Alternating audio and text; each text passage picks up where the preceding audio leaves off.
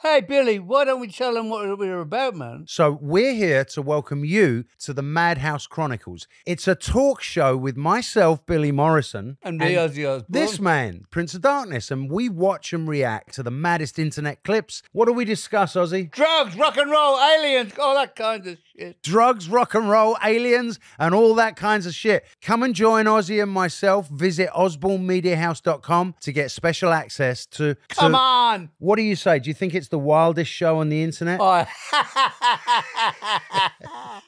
A Swift Kick in the Ass, episode 147.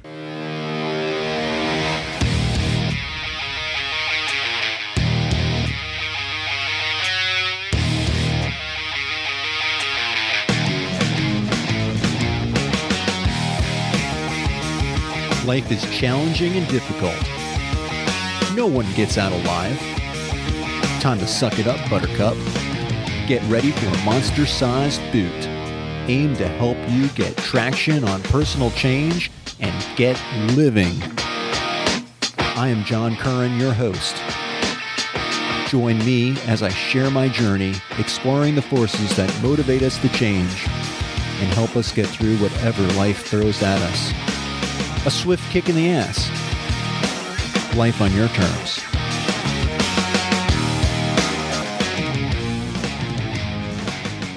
Test 1 2, test 1 2. Welcome to another episode of A Swift Kick in the Ass. This is your host, John Curran.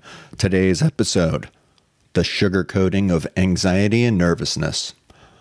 Now, I'm going to just have a disclaimer right here that talking about this stuff at a party is probably a great way to not have friends and to be known as Dean Downer here at the Academy of Life on My Terms, who likes to get people thinking. When you're at a party, you don't really want to think about these type of things. You probably don't want to start pointing out what people are eating and their nutritional content and how bad it is for you and how you're not doing that anymore. And makes them look bad, makes them feel bad, and it's making your problem their problem. That's not very good. It's not cool. It's not good. Don't do that. Learn from my mistakes. In any case, there are things that I can't do anymore. I've talked about diet changes in the past, and that's really nothing new to me. But here I am faced with more dietary changes. As you get older, your needs change, and I'm 56 years old right now, and at this time of my life, I need to be eating more protein, less and more fat, and less carbohydrates. There is a difference in the quality of the energy that you provide to your body. Let's just face it, diet is a huge thing. It can make you thin, it can make you fat, it can make you feel good, it can make you feel bad.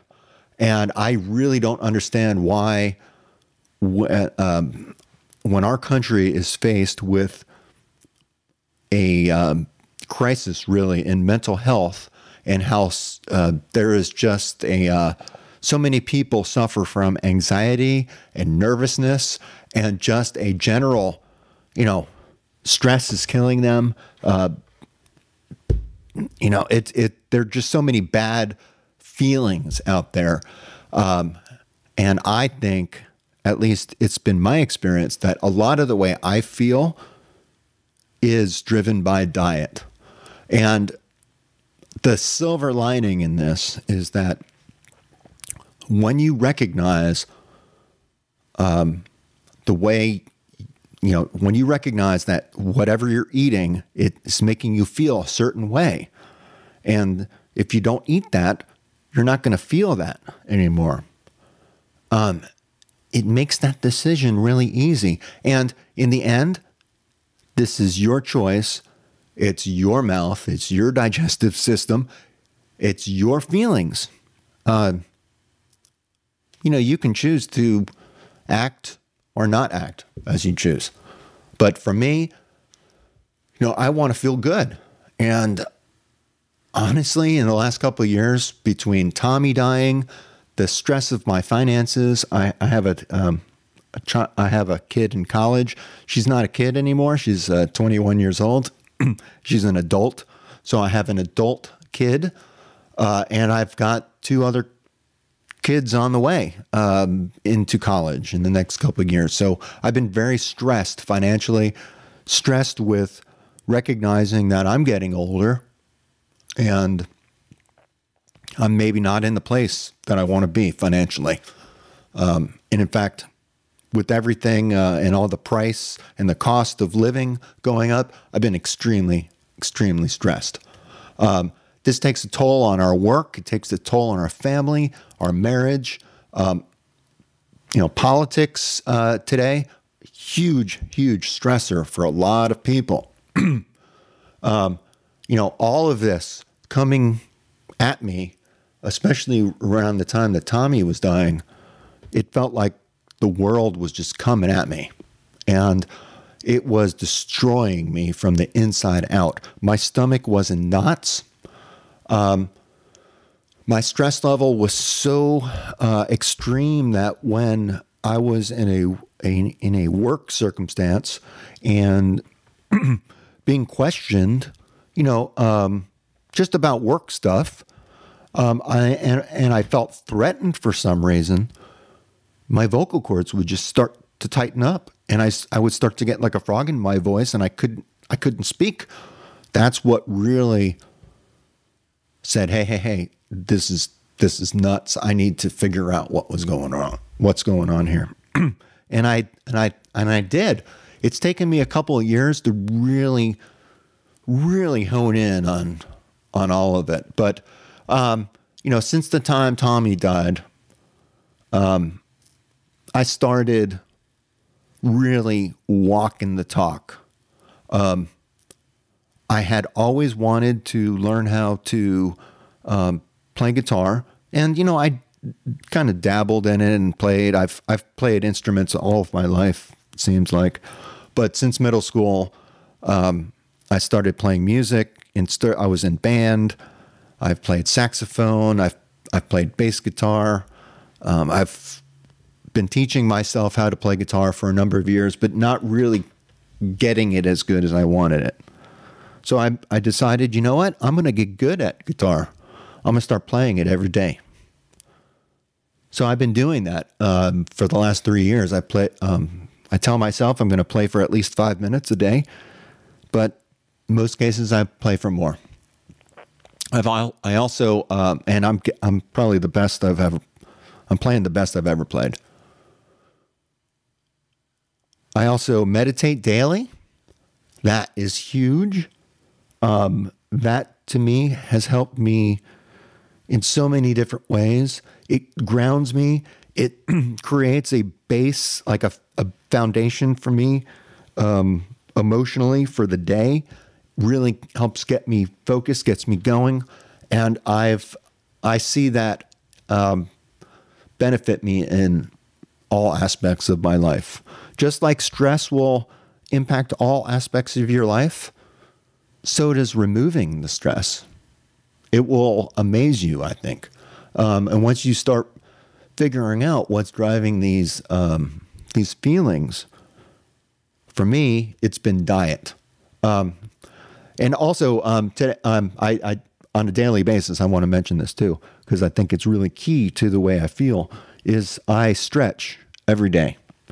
And one of the reasons why I stretch is because also around the time Tommy died, I joined my son in his martial arts dojo and became a white belt and started training to get my black belt in martial arts, or in mixed martial arts.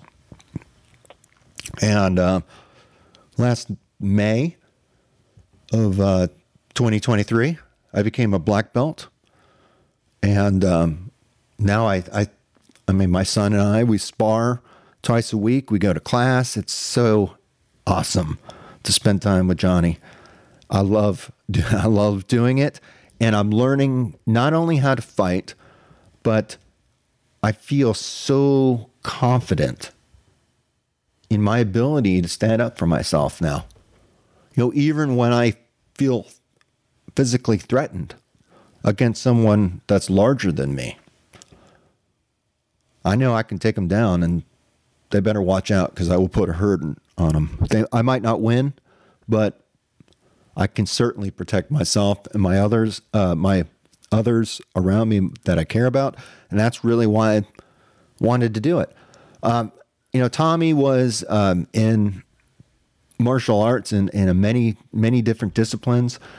His wife Jen is a black belt in jiu-jitsu, and she's just amazing.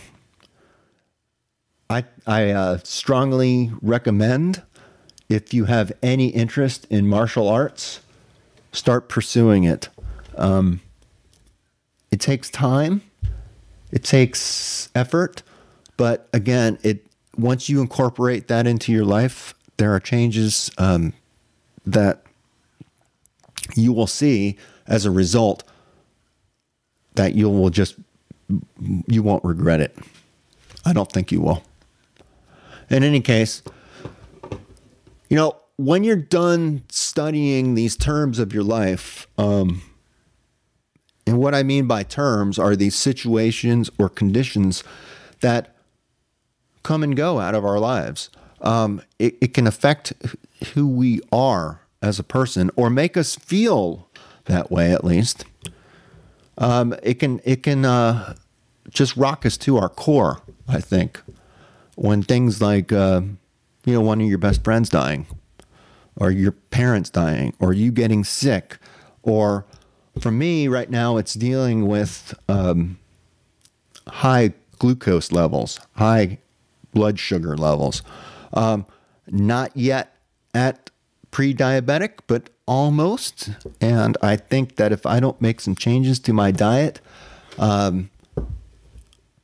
things are going to get really bad for me. And I do not want that to happen. Now, when you look at me from the outside, dude, I am cut. I'm in great shape.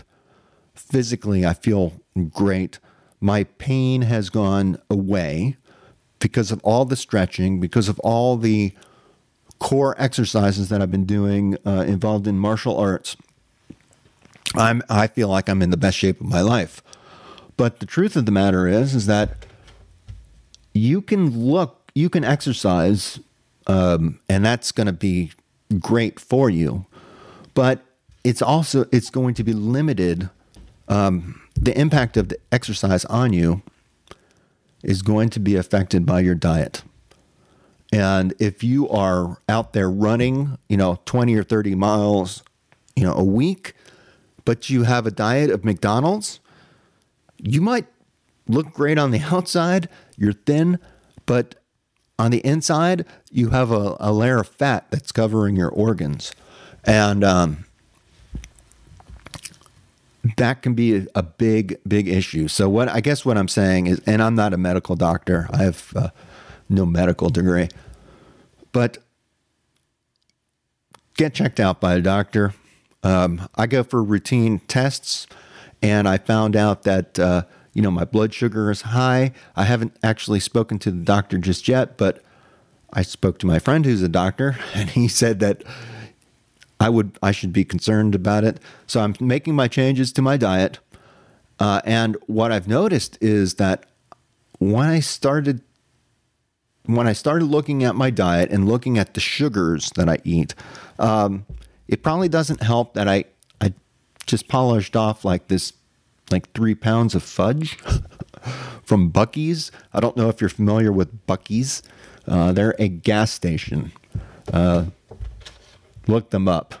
It's a pretty incredible place to go if you're traveling, not just to get gas, but they have awesome food there, nice restrooms, and then it's like a Walmart.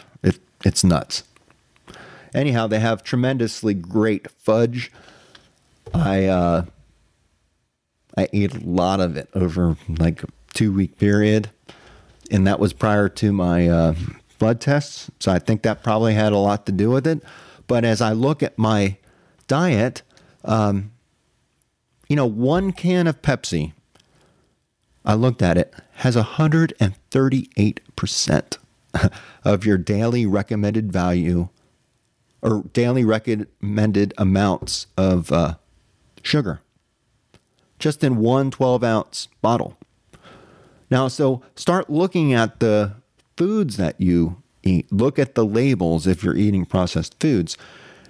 Just look at the sugars, and you might be surprised. Now, I try to eat healthy, and when you look even at like breakfast cereals, like even like Honey Grams, I think that's about 38% of your daily recommended value. So, a candy bar is probably over 50. Look at what you're eating, and I think you'll be surprised. Now, when I look at it, I figure I probably have been eating 3 or 4 times the daily recommended amounts of sugar. And I know how I've been feeling. Now, when I took the sugar out of my diet, this feeling of anxiety and nervousness that I've, been working on the last 3 years through meditation, through stretching, through karate. I mean, by removing stress out of my life, it's benefited me in so many different ways, but there are aspects of my anxiety and my nervousness that have not gone away until I removed the sugar. It's freaking amazing. Holy crap. I can't believe how much better I feel. So I'm looking at some of these healthy foods and I notice, this has low sugar, but it also has this product called erythritol. Now, erythritol is also known as sugar alcohol, and it's one of the most common artificial sweeteners available. And if you look at your foods that you eat, you might see this. Now, you can also do some research, and it's suggesting, especially recently, there's been some studies that link erythritol to some very serious side effects like stroke, heart attack. It has to do with your blood clotting, I believe. I'm going to put some of these reference articles that I've used for the research I've done for this episode. I'm going to put that out along with this episode. You can download it and read these articles for yourself. And they're not. These aren't. This is like WebMD and CNN. This is not. Uncle Bob's Nature Retreat newsletter. Sorry, Uncle Bob. But look at your food labels. Keep track of what you eat. Now, if you're diabetic, it's probably not, this is not really news to you, but there are apps out there that can help you keep track of what you're eating. I found that the app's a little bit, they're a pain in the ass to use. For my purposes, I just needed to really write it down, look at the labels, and add it up and figure out pretty easily that I needed to reduce the sugar. So I'm cutting out my refined sugars. Now, I don't know what there's sugar that occurs naturally in food, and then of course we have processed and refined sugar that comes from a variety of things. But one place would be through cane sugar. Some people will say, oh, well, sugar is sugar, carbohydrates are carbohydrates, and, you should, it's fuel for your body. Glucose is important to your brain. it consumes about 20% of your total energy. And high carbohydrate foods are excellent sources of glucose. And carbohydrates, they help us regulate our mood and our appetite hormones, such as serotonin and leptin. Again, I'm not a doctor. I'm getting this from like WebMD. Okay. Now, I think that there is a difference in the quality of the foods that we eat, and the energy that you receive from the foods that you eat. I'm going to probably be looking more and more into this. Maybe I'll talk about it more if people are interested in it. Let me know if you are. But this is really not to place judgment on your diet. This is just some things that I've learned about my diet and this concern I have really about sugar. Now, I was looking at, different statistics, and, 89% of all statistics are made up. And that's probably not a good thing to say or joke about when I'm going to tell you that, when I look at the research that's done on how much the average American consumes in sugar per day. Here's one. It says from the American Heart Association that the average American consumes about 17 teaspoons of added sugar per day, which is about 3 times the recommended amount. But when I go and I look, there's another. But as I go and I look at some of the other sources, here there's another source, and this says from the also from American Heart Association. It says the average American consumes about 20 teaspoons or 80 grams of sugar a day. In 2017, 11.18 million metric tons of sugar were consumed in the United States. And we have, in the United States, have the highest average daily sugar consumption per person, which they're saying is 126 grams per sugar a day. So you can go and do the math but it's about 30 teaspoons, I think. It's a lot of sugar. Holy crap. No wonder I felt so anxious and nervous. It's weird, like how your stomach reacts to that. So once I've removed that, then that feeling goes away. So it's killing me right now, and I'm on my soapbox talking about it. And again, I'll put in that disclaimer: don't talk to your friends at a party about this when you're especially eating these party foods with cookies and brownies and Coke products and Pepsi products and just a whole lot of food that maybe is going to drive your sugar levels up. So I'm going to, I guess, get off my soapbox right now and end this. But let this be a swift kick in your ass to at least look at what you're eating and figure out, what you're eating first. I mean, to me, I think knowledge is power, and you might see that you have some changes to make. And these changes they're going to result in something good, because the way you feel right now, it doesn't have to continue. Feelings will change. Situations and conditions, the terms of our life, they come and they go. They change. We have control over some of that. In fact, and we don't have control over some of it. But we have a lot more control than we give ourselves credit for. And if you're willing to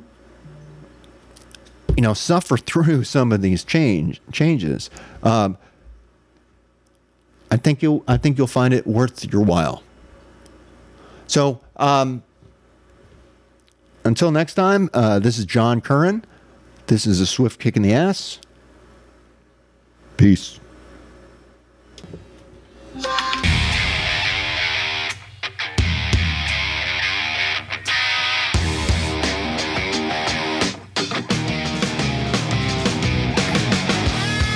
This marks the end of another episode of A Swift Kick in the Ass, placing it directly in the can.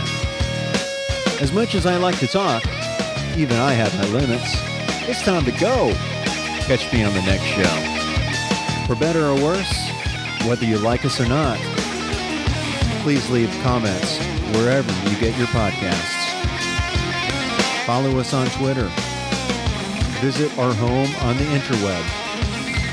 I think you can leave me a voicemail there. You can also email me at john@aswiftkickintheass.com. It's been my extreme pleasure. I hope you got a lot out of it. I hope you got your ass moving. Until then, until the next time, I'm out of here. Peace.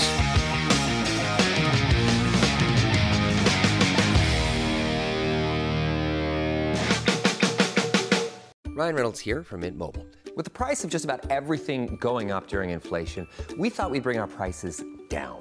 So to help us, we brought in a reverse auctioneer, which is apparently a thing. Mint Mobile Unlimited Premium Wireless. How to get 30, 30, bit to get 30, bit to get 20, 20, 20, bit to get 20, 20, bit to get 15, 15, 15, 15, just $15 a month? Sold! Give it a try at mintmobile.com/switch. $45 upfront payment equivalent to $15 per month. New customers on first 3-month plan only. Taxes and fees extra. Speed slower above 40 gigabytes. See detail.